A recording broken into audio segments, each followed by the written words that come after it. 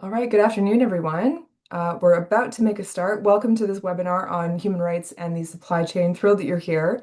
My name is Wendy Carradine, and I'm the operations manager for the U.S. Supply Chain Sustainability School. And I'm just going to give a few introductory remarks before we get started, a few housekeeping things. Just a reminder that this session is being recorded. So if you are in attendance today, you will be sent a link to this recording and it will live on in perpetuity as a supply chain school resource. So if you know of any colleagues who you think would benefit from watching this webinar back, please feel free to send the link to them. We also have a survey that we would ask you to complete at the end of the session. It really helps us out. It takes 2 minutes, so would be very grateful if you filled that out for us. There is a Q&A function in Zoom. If you do have any questions, please do ask them in the Q&A, and we'll make time at the end to go through any of them. And we also have a chat function that is also live. Would recommend just popping in, your name, where you're from, where you work, just to, get the conversation going. That would be really great. And if you feel like dropping in a heart or an emoji, there's a little react button there as well. If you do have any questions that relate to anything technical, if you're having any issues with the webinar, please drop that in the chat as well. With all of that said, I believe that's everything that I needed to mention. We are in for a real treat today. We've got Nora Rizzo from Grace Farms. She's the Ethical Materials Director, extremely knowledgeable person, and I'm so looking forward to this session.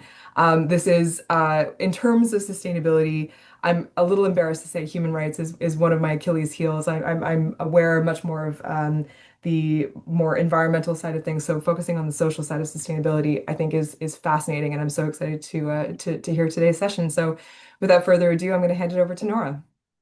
Thank you, Wendy. And you're not alone in that, so don't feel bad about that. As Wendy said, I am Ethical Materials Director at Grace Farms Foundation. Thank you all for joining us here today as we talk about human rights and the material supply chain. So kind of the next frontier as we think about sustainability and resiliency within our built environment. I am very lucky. This is where I get to go to work every day. So this is Grace Farms. We are located on 80 acres in New Canaan, Connecticut. This is our river building. Grace Farms is a nonprofit organization. Our humanitarian work is to end modern slavery and foster more grace and peace in our local and global community. This includes leading the Design for Freedom movement to eliminate forced labor in the building materials supply chain, which is what we're all here to talk about today. I lead our Design for Freedom initiative here at Grace Farms. The building you just saw, the river building here, is designed by Sana. It is 5 individual volumes, all connected by this gorgeous roof. Grace Farms is, and I like to just start by showing a few pictures because it is such a unique place, but Grace Farms is open to the public for free 6 days a week. So we encourage you to come visit us. Fall is a really lovely time in Connecticut, and we've got lots of public programming, over 200 public programs a year.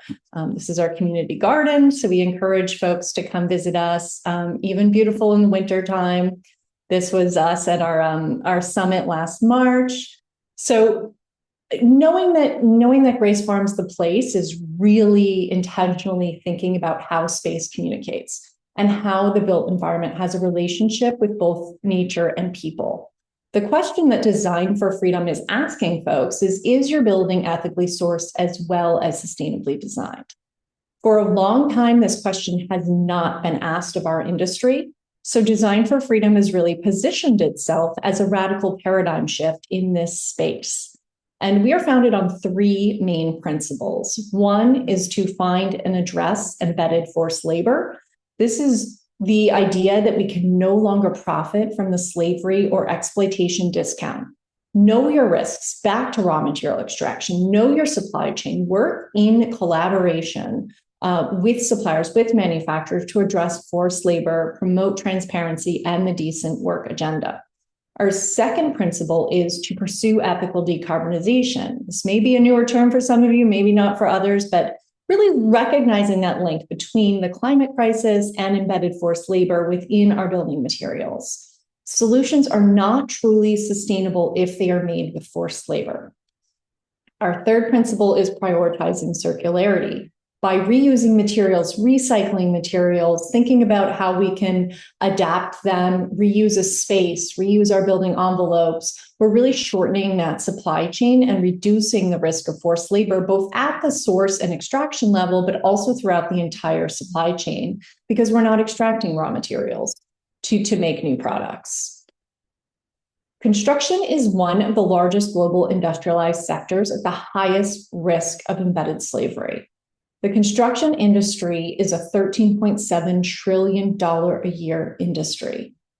In addition to that, $236 billion a year is the profits from the modern slavery criminal industry worldwide. And within that, we have $63 billion of goods that are being made with forced labor. So thinking about the amount of money and the exploitation, the construction sector has an incredible responsibility here. Design for Freedom has highlighted the 13 highest risk materials of forced labor in buildings. And I'll get to all of that in a minute, but let's level set a bit with what modern slavery is and how it's pervasive around the world today. Right now, we have 28 million people trapped in forced labor conditions. I'll talk a bit more about that, but I also want to talk about the modern slavery umbrella. So modern slavery is a term that really encompasses all different types of slavery, forced labor, child labor, forced marriage. Modern slavery, if you think about it as kind of an umbrella term, it's defined as a situation of exploitation that a person cannot refuse or leave because of threats, violence, coercion, deception, and or abuse. Within that, we see these different sects of modern slavery. So we see human trafficking, we see slavery, we see forced labor. And if we think about forced labor as could also include child labor, can include slavery-like practices, such as debt bondage, where someone maybe pays a fee to a recruiter to obtain a job, and that recruiter or that employer never allow them to fully pay off that debt, and instead continually keep charging them more fees on top of their recruitment fees, so that they are really essentially trapped in a situation where they owe their employer or recruiter money. So forced labor is defined as all work or service performed involuntarily or under the threat of any penalty. As I said, 28 million around the world, and this occurs in every region of the world. This is not isolated to certain countries. It is happening everywhere. In addition to forced laborers, we also have child laborers around the world. Between the ages of 5 and 17, we have 138 million child laborers. And 54 million of those children working in hazardous conditions. And child labor is really defined as work that deprives children of their childhood and is mentally, physically, socially, or morally dangerous and harmful, or interferes with their schooling. The good news with our child labor numbers is that in 2024, the child labor numbers actually went down for the first time in a while. So we are finally on this downward trajectory with child laborers around the world. But if you look at that 138 million number, that represents 7.8% of all children between the ages of 5 through 17 around the world. And in addition to that, about 3% of all children around the world are working in these hazardous conditions. So where are these child laborers? Where are we seeing this in which sectors? Primarily, we see children working in the agricultural sector, but we also see a very significant amount of children working either in construction, manufacturing, and mining. So if we combine the agricultural sector with construction, manufacturing, and mining, all of these industries feed directly into the construction industry, into making building materials. So we are talking about a significant portion of child laborers. The rest of them are making up retail and domestic service work. The countries with the highest prevalence of modern slavery are listed here. So these are the 10 highest countries. These countries represent the greatest number per capita of folks in modern slavery within those countries. And again, this is modern slavery in general. So this is inclusive of child labor, forced labor, debt bondage, forced marriage, So this is encompassing of kind of that umbrella of modern slavery. If we look at countries, the 10 highest countries with the greatest number of people in modern slavery, this is just overall numbers, not a per capita number. But what's really interesting here is that you see some overlap between the other map. But what you are seeing here is that the United States pops up. We have over 1 million people in modern slavery here in the United States today. And that's something that maybe folks aren't as familiar with, knowing that we have such a high number. We are a large country, and we certainly are not on the other list of the highest prevalence. But again, it's still definitely happening here in the United States as well as around the globe. Something that's really interesting and something that Design for Freedom has started tackling in the last year is the use of prison labor in the United States. And prison labor is not tracked in that 1.1 million number that I just shared with you. So this is something unique that happens here in the United States. We have the highest incarceration rates of any democracy on the planet. We have 1.2 million people in prison. That's more than 20% of the world's incarcerated population. All 50 states in the United States individually incarcerate more people per capita than most countries. You can see here I chose Connecticut just as an example because that's where I'm based, but Connecticut is a tiny state, and we consider ourselves pretty progressive, but to look at where we fall within the rest of the developed countries around the world, you can see the United States, and then each individual 50 state would fall in between that United States and the United Kingdom number there. So it's pretty incredible to think about the prevalence of prisoners in this country. 49 states require prisoners to produce goods and manufacture products. So on average, these workers, of incarcerated workers, are making between 13 cents and 52 cents per hour. On top of these wages, up to 80% is taken by the government in fees. And over 70% of incarcerated individuals in state prisons are required to work or face retaliation, such as solitary confinement, denied family contact, and even parole. The United States was the first country in the world to privatize prison. This is something that we did here first, and some other countries have since followed our practice. But private prisons are owned and run as for-profit businesses. And 8% of confined people today in the US are held in private prisons. And these companies are making an annual profit of $5.8 billion a year. The more folks that they have locked up on a daily basis, the more money they make. We are starting to now really realize the use of private prisons in immigrant detention. Now that this has become kind of a daily headline, more than 90% of the 30,000 daily immigrant detainees are held in private prisons.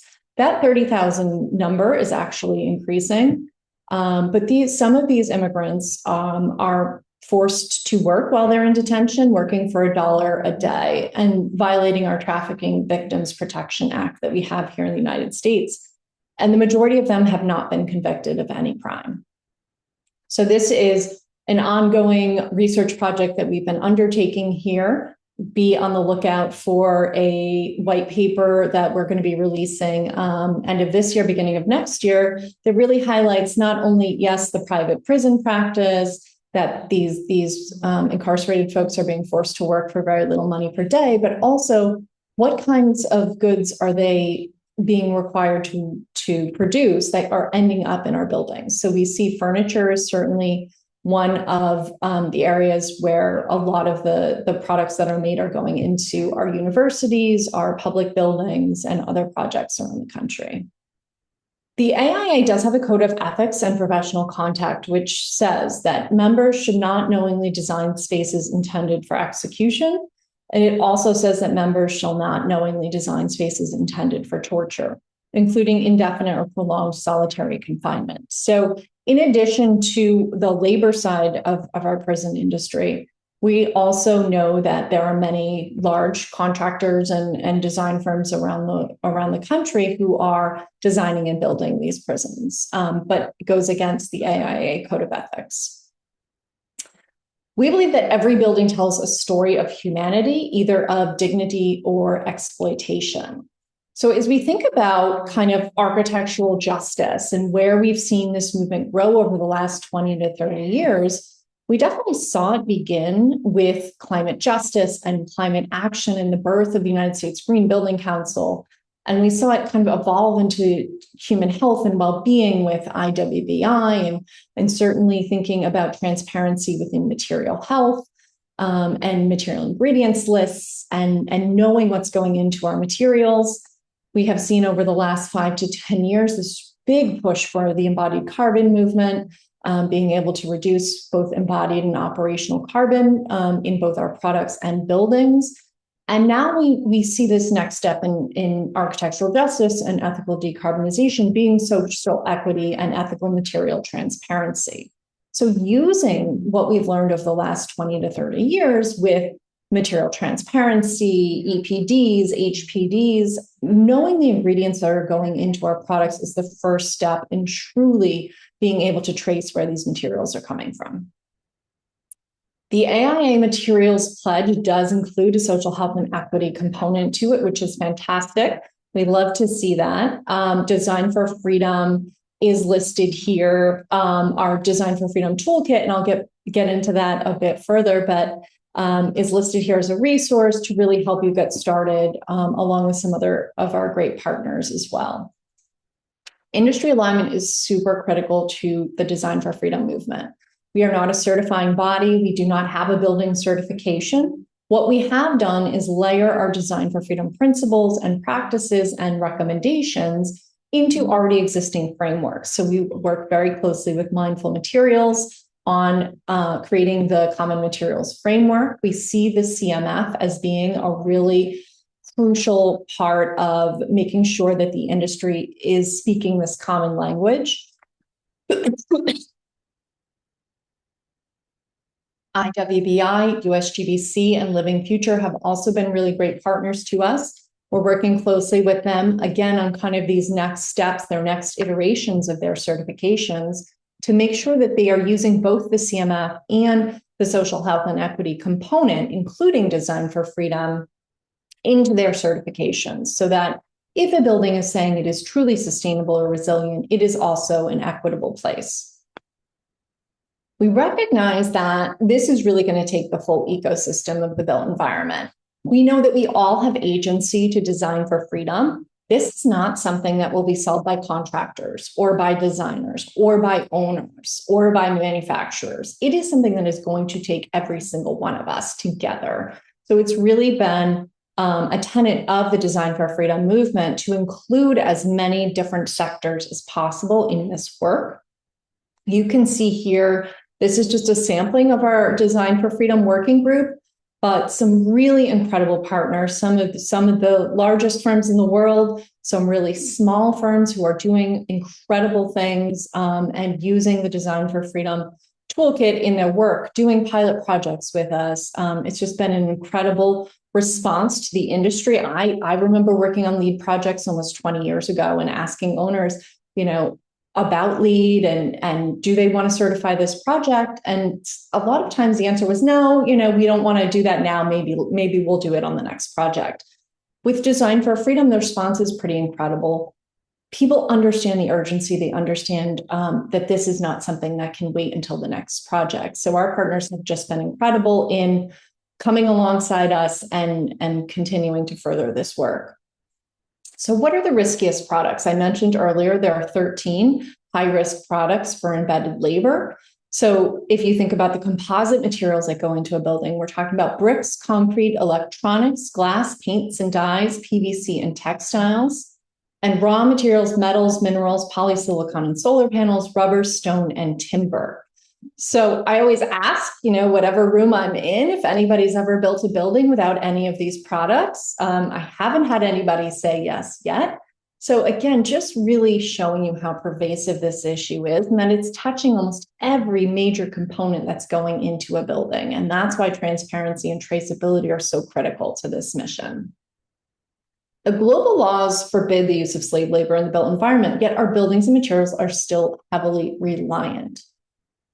Countries around the world are moving to make corporations more accountable. So if we look at some of the great legislation that has come out from the US, from the UK, from the EU, Australia. We do see that there are modern slavery acts, there are policies, there are corporate due diligence policies, and people are starting to be required to report on their supply chains beyond, scope ones. So it's been great to see this legislation. We need more of it, and we certainly need more enforcement of these policies. One of the great pieces of legislation that has come out of the US in the last few years is the Uyghur Forced Labor Prevention Act. This took effect in June of 2022. It prohibits the importation of goods made with forced labor from the Uyghur region in China. We know that there has been state-sponsored prison detentions and genocide in the area of the Uyghur population by the Chinese government. To date, $3.7 billion has been held up at the borders and prevented from coming into this country because it is suspected to have been made with forced labor because it originated in the Uyghur region in China. Of that $3.7 billion, the majority of the shipments that are withheld are electronics, which includes solar panels. So we see that solar panels, because of their high value and because the majority of the polysilicon is coming from the Uyghur region, we see that that's the number one valued product that is being withheld at the border. So industrial manufacturing materials also being withheld. But if these goods and materials are being stopped at the border, prevented from coming into the United States, this directly impacts project schedules, project budgets. It's a very lengthy and expensive legal process to prove that these goods coming from China were not made with Uyghur forced labor. So again, thinking about how this directly impacts a construction site. Polysilicon and solar panels, as I mentioned, are high risk. This goes back to that idea of ethical decarbonization and ensuring that our renewable energy technologies are not reliant on forced labor. 35 to 45% of the global solar grade polysilicon is coming from the Xinjiang region, the Uyghur region of China. So also thinking about how climate change is impacting some of this work, frequent factory closures due to increased weather events can cause informal workers to lose pay as well. And lack of government oversight is weakening labor protections and limiting alternative job opportunities for folks. There are certifications that are helpful for certain parts and components of a solar panel. So if we think about the copper that goes in there, or some of the minerals, or the steel, the aluminum, we can see certifications for some of those component parts that are going into solar panels, but we do not have a solar panel certification that certifies the entire product at this time. All of the materials that I'm running through now are in our Design for Freedom toolkit, and I will pop a link to that, or Wendy can do it as well. But so you don't have to memorize all of this. It's all in there. And what we did is we really broke out each material each of the 13 materials by global hotspots, by risks for your human rights violations, and then also added in relevant certifications so that you can start to look for products and materials that maybe have less of a risk. Bricks is another high risk material. We see very hazardous conditions such as extreme heat, dust, inhalation, physical exhaustion. Certainly with climate change, we're seeing a huge increase in heat-related deaths near brick kilns and around construction sites around the world. We do see a lot of child laborers working alongside their parents in brick kilns as well, either in a debt bondage situation or have taken on generational debt from a previous family member. In addition to the coal that's being used to fuel the kilns, we also see fast fashion waste being discarded into the kilns and used as a fuel to fire the kilns. And not only is that an environmental nightmare, but it's releasing these toxic chemicals from these clothes into the air. And families and children and forced laborers are having to breathe in these toxic chemicals on a daily basis.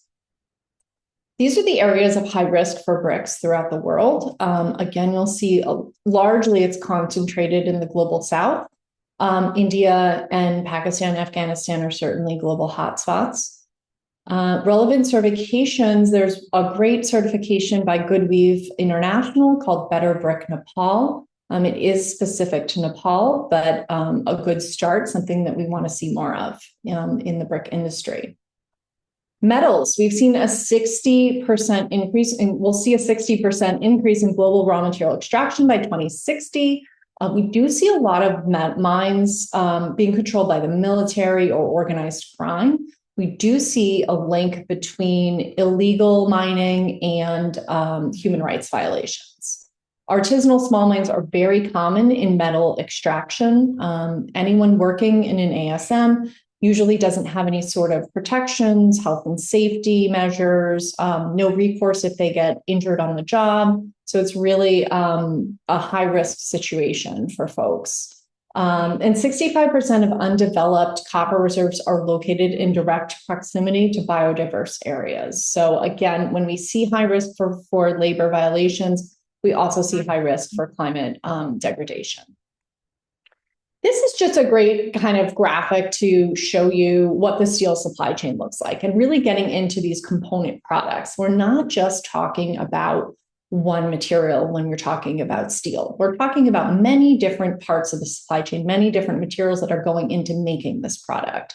So again, thinking about why that traceability is really so critical, because a single product supply chain could be 10 tiers deep, could have so many different facilities, manufacturers, extractors, transporters, fabricators working on one specific product. As I mentioned, mining does center in climate-sensitive locations. 45% of all copper in the U.S. is used in the construction sector, and 47% is in close proximity to indigenous peoples' land. And I mentioned this global raw material extraction increase that we're definitely going to see in the next couple of decades. Another metal that's really been talked about a lot lately is cobalt. So this is a transition mineral. It's very integral to our shift to green energy, and demand is expected to increase 260% by 2030. This graphic shows you that 73% of the world's cobalt is mined in the Democratic Republic of the Congo. But what's interesting is that the DRC only holds 48% of global cobalt reserves. This is strategic. This is because there is such a reliance on low wages and forced labor in that region that it's more profitable to be mining cobalt in that area than in some of the other areas around the world. We do have relevant certifications for metal. So the Copper Mark's a great certification, responsible steel, responsible minerals. Again, thinking about looking at some of these when you're sourcing raw materials or a single source material. Concrete is the most widely used construction material in the world. It's 80% of all materials, which is incredible to think about. And we know it's a carbon dioxide contributor, certainly to the embodied carbon in the built environment, 4 billion tons of carbon dioxide each year. And there's a lack of international regulatory frameworks for the sand and aggregates that are going into concrete, unlike some of the other raw materials that we saw some certifications for. So sand is a critical element to concrete and to glass. We dig more sand out of the earth than any other material. Water is the only natural resource that's more widely consumed than sand. Illegal sand is the third highest illegal trade, valued at up to $350 billion. So again, we are talking about a very significant portion of the modern slavery criminal trade. We are dredging river sand at rates that far outstrip nature's ability to replace it. And we could run out of construction grade sand by 2050, which is kind of a really wild stat to think about as we think about how prevalent sand is.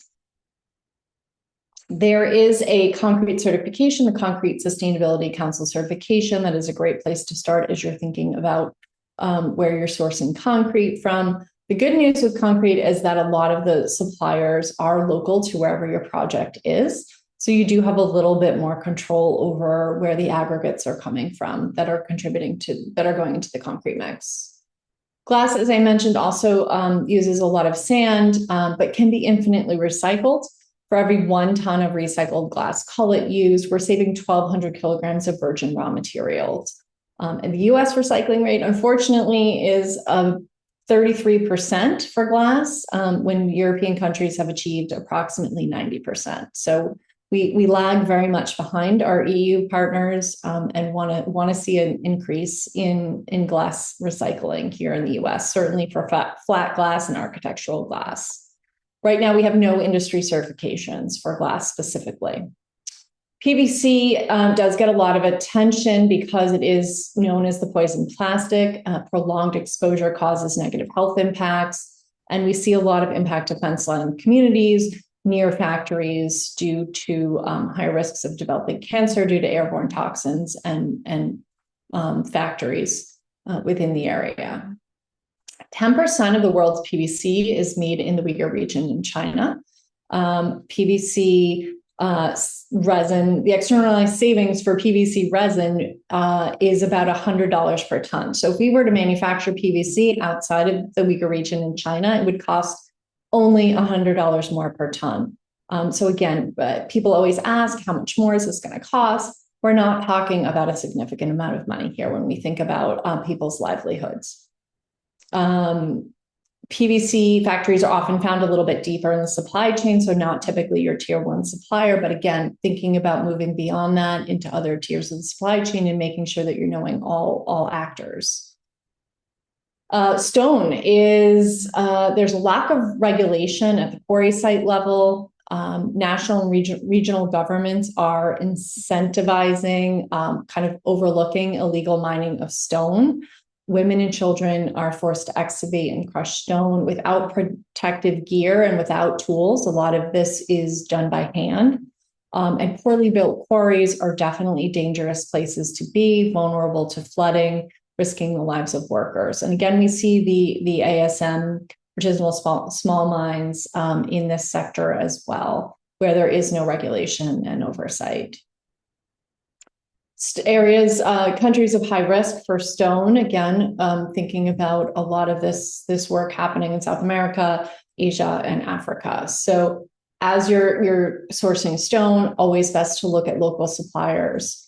There are some relevant certifications. The Ethical Stone Register, Fairstone, and Zertifix standard are really great as a starting point. But again, really talking to suppliers, talking to local suppliers, finding out where stone is harvested all over the world. So it may not be maybe the exact color or something that you're looking at on a project, but there's always options available locally where you can go visit the quarries as well. Textiles. So the construction industry consumes approximately 25% of the global textile market, which is kind of incredible to think about. I think a lot of us associate textiles with the garment industry and with apparel, but the construction sector, certainly in the interior space, uses quite a bit. And we see a lot of the 138 million child laborers working in the garment industry. Recent shifts in consumer demands, consumer preferences have created an increase in visibility. Certainly, as we again think about apparel, folks are willing to spend more money for something that is made ethically or sustainably. We all can see in our clothes exactly the country of origin, the percentages of materials that went into our clothing. So we know if it's 90% cotton. We want to see that same level of transparency in our construction and building materials. 85% of all textiles in the US are ending up in landfill. So they're just simply not being recycled or reused. Cotton is primarily coming out of the Uyghur region if it's manufactured in China. So 90% of China's cotton is coming from the Uyghur region, and 20% of the world's cotton is coming from the Uyghur region. So cotton is another one of those commodities that we do see being held up at the border because of the UFLPA. One of the things that's, I think, really interesting, one of the outcomes of the UFLPA that's really interesting is that some of the factories in China have begun shipping their either raw materials or finished products through other countries, so through Cambodia, through Bangladesh, and through Vietnam, and shipping them then to the United States in hopes of bypassing the UFLPA.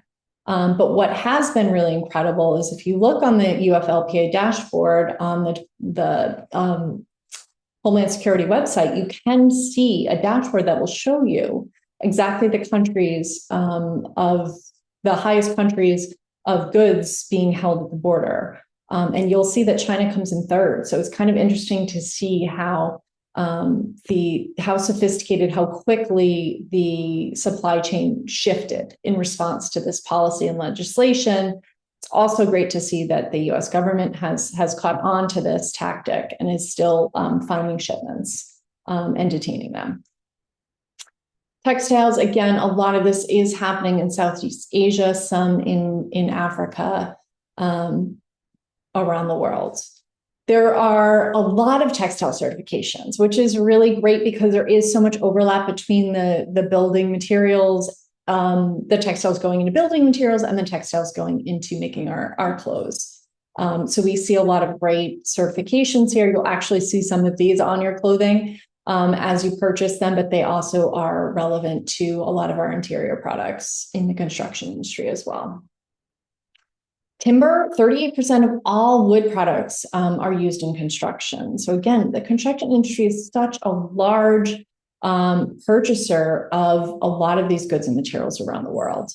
The informality of the timber sector and isolation of logging is one of the biggest risks here for forced labor. So when folks are brought into a forest, they really don't have the ability to leave that situation because they are in such a remote location.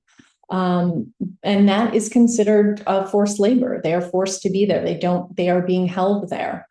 Rising temperatures, extreme weather events are challenging working conditions as well. Up to 30% of globally traded timber is illegally logged, and that increases to 90% for tropical wood species. Areas of risk for labor exploitation for timber, we do see in the Amazon that this happens. Russia is certainly a major contributor, and then some of the South Asian countries as well. But we have seen some exploitation in Canada. We've seen some in the United States. So again, really thinking about timber certifications. The FSC certification is probably the one you're most familiar with. Definitely requiring a chain of custody on timber purchases is the recommended way to go. So as we get deeper into the toolkit, all of those materials that I just mentioned are included in the toolkit. The other, and here's a QR code if you wanted to scan that, but I know the link is there as well. This is a free resource on our website. We encourage you to share with your teams. Within the toolkit, we also have this section where we have actual tools. So yes, we give you the problem, we explain the materials, but we also have tools here to kind of help you tackle the problem. We have a self-assessment questionnaire. So this is something that we are encouraging you to send to your tier 1 suppliers and start having this conversation with them. This is really about promoting discussion and really elevating dialogue among partners. We also have a supplier engagement letter. This is a great way to introduce yourself, introduce Design for Freedom, explain why this work is important to your team and why you want to see Design for Freedom included in a project that you're working on. We also have sample ethical design requirement specifications. Can be used as a Division 1. We also have a sample wood specification. So this again can be adapted to different sections within CSI divisions. We have an entire list of all the certifications. Some of them I mentioned, international frameworks, standards, a lot more research is available. The toolkit has so much information in it. We try and feature and highlight a lot of partners that we work with and some of the good work and research that they've been working on. We have an ethical materials tracking schedule. This is an Excel document available for download on our website. I encourage you to download it, use it, adapt it, change it, add, delete columns, use it, however you would use a lead tracking schedule. This is meant to kind of act in the same way.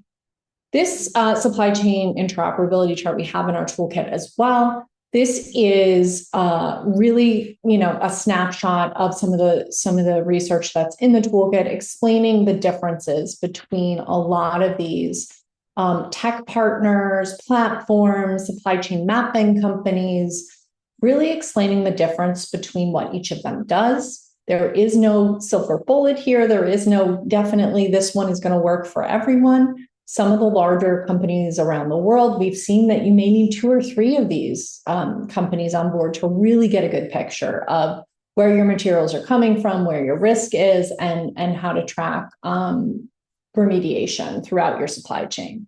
So there's a lot more on this in the toolkit, but a great place to start if you're really interested in mapping your supply chain. Pilot projects. So we not only advocate for everyone else to incorporate design for freedom into the projects, but we also have our own pilot projects that we work on with partners. We have a few in the United States, one in England, one in India. Here's some examples of some of the projects that are either completed or we're working on now. We do have case studies for each of our completed projects available online as well. So you can take a look at the process, the partners, the materials, and use that as inspiration for your own projects. I'll just go through a couple of these really quickly. We did a Shadow of a Face monument. This is a Harriet Tubman monument in Newark, New Jersey, designed by Nina Cook-John. You can see the materials track, the suppliers, locations, certifications. Again, concrete's such a great one to dive into because we can see the concrete mixes. We can see where the aggregates are coming from. So really great to see and be able to follow this supply chain back to raw material extraction. Black Chapel, so this was a Theaster Gates serpentine pavilion that was designed in London in June of 2022. It was really great to do this project because the UK Modern Slavery Act had really kind of pushed the UK and EU suppliers to already be thinking about their disclosures and thinking about how they were providing this documentation and information back to project teams. So this was a great exercise to do in the UK, and we were able to really kind of adapt pretty quickly as the war in Ukraine had just broken out when we had started this project in March of 2022. And so thinking about how Russia was one of the world's largest timber suppliers at the time, representing 22% of the world's wood trade. And we wanted to make sure that during this evolving geopolitical crisis, we were not inadvertently supporting Russia by procuring any goods coming from there, specifically the timber. So this is another kind of challenge as we think about projects and material sourcing and why it's so important to be knowing where your materials are coming from. This was the Big Fork Library that we just finished in Montana last year. Really incredible circularity project where much of the original building was reused here. So really great to see that project done on a really tight budget. This is a project we're currently working on now, the Karsh Institute of Democracy at the University of Virginia. New Canaan Library, we completed here right in town with Turner Construction. Was one of our largest projects at the time, but really great to see a company like Turner get on board very early days of Design for Freedom and say this is important to our organization. We have the Carnegie Global Ethics Hub. This is an ongoing project in New York City that we're working on. Again, really, this is a great adaptive reuse project where we're taking 2 townhouses in New York City and kind of stitching them back together and reusing as much of the existing spaces as possible. Another project we're working on with the Battery Conservancy and WXY Architecture in New York City is the Battery Park Field House. Again, we love doing these kind of public projects where the public can come visit and experience these pilots and see them firsthand. We do have our open call for pilot projects. Our RFP will come out October 29th. That will be available on our website. But this is a really great way for you if you've got a mission aligned project or something that you're working on that maybe fits into one of these typologies or is in a new location around the world. We'd love to continue to expand the pilot program globally. If you have a project that may be mission aligned that you think might be a good fit, please be on the lookout for that RFP launch October 29. We're looking for some submissions for our 2026 season of pilot projects. With Every Fiber is one of our pilot projects here at Grace Farms. So this is an ongoing exhibit that we've got at Grace Farms. We like to think about it as kind of bringing the toolkit to life. So great for our industry and professionals to visit, but also great for the public to kind of learn more about materiality and start to ask the questions of where materials are coming from.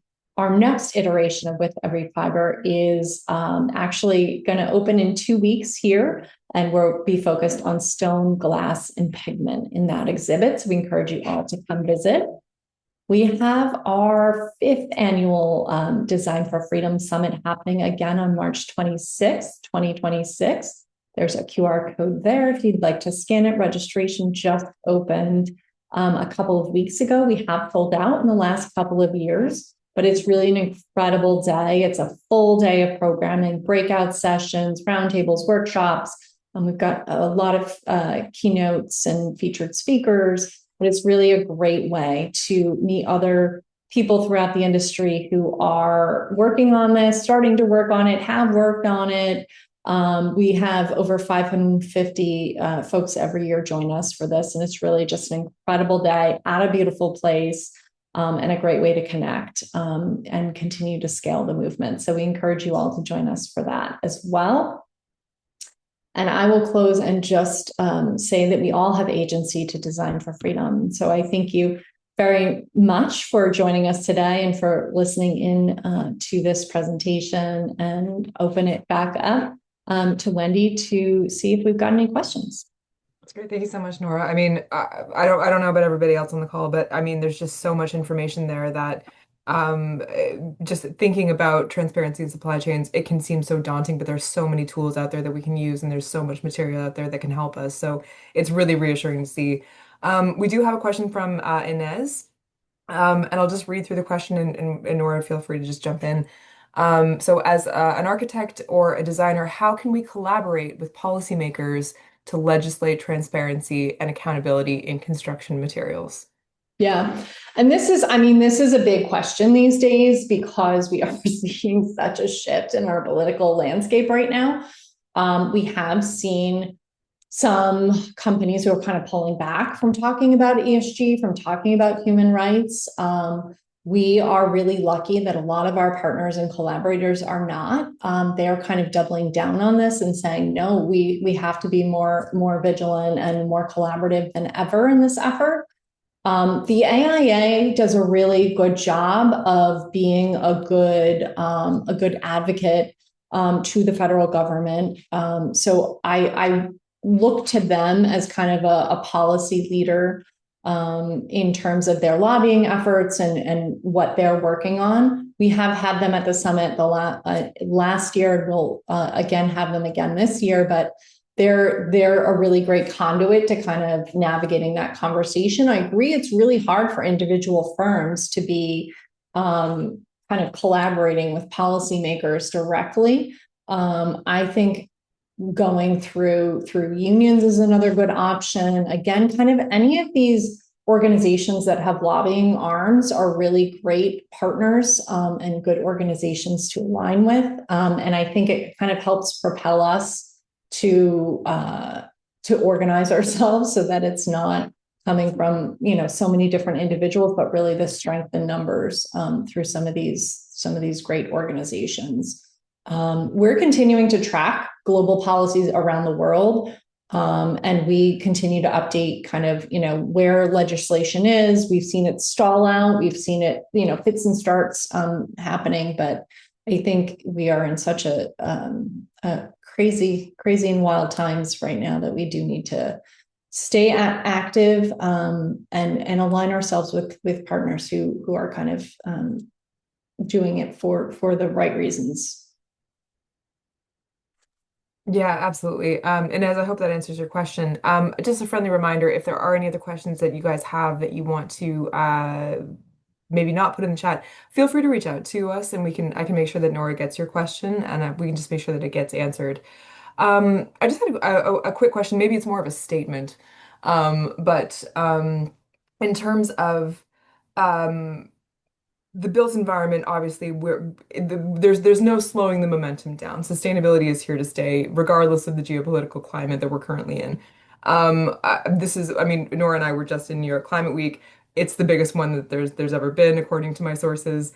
That part is absolutely not going away. However, something that obviously is going to keep cropping up is our supply chains are so complex and you're being told by this client or this contractor we have to deliver X on this particular part of sustainability. So I mean the PVC panels are a perfect example. Okay, we're going to deliver entirely 100% green energy. We're going to start feeding back into the grid.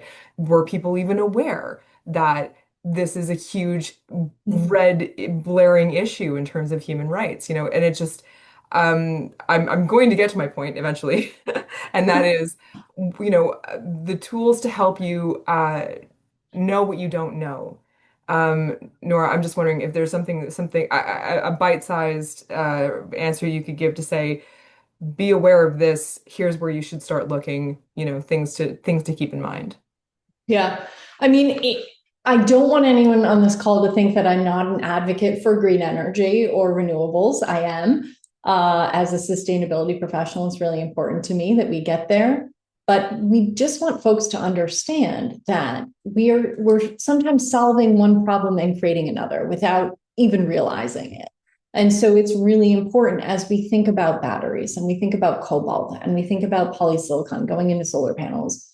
It's really important that we're asking the right questions and just starting that dialogue and that conversation to know where things are coming from.